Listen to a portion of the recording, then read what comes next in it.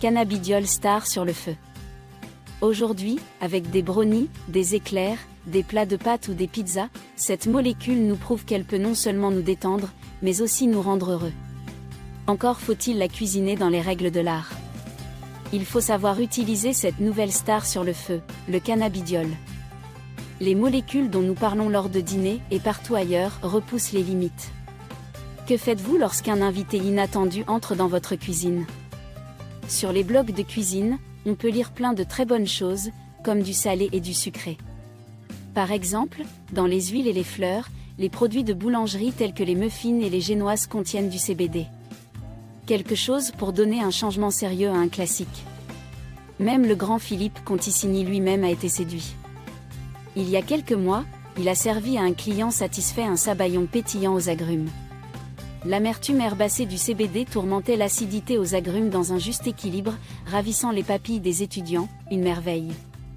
CBD dans la cuisine, mode d'emploi. Une chose est sûre, ce nouvel ingrédient est intéressant.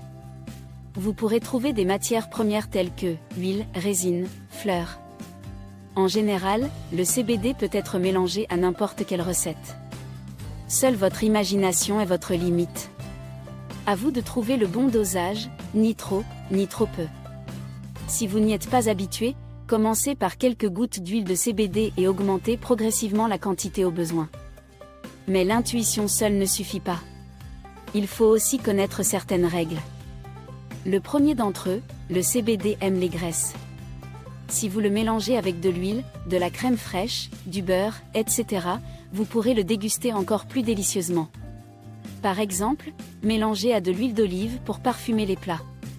Huile, fleurs, résine. Le devant de la scène culinaire. L'huile de CBD est prête à l'emploi car elle est déjà mélangée à des corps gras. Elle est donc très simple d'utilisation. Les cannabinoïdes ne tolèrent pas les températures élevées, il est donc préférable de les ajouter à votre préparation à la dernière minute. Utiliser des fleurs de CBD demande un peu plus de technique. Il faut les écraser puis les chauffer.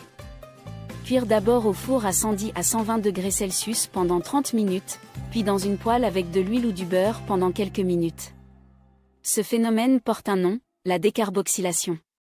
Laissez refroidir avant d'incorporer dans les recettes. La résine, en copeaux ou fondue, peut également être incorporée à la recette. Pour les gros gâteaux, comptez 1 à 2 g de résine. Bonne nouvelle?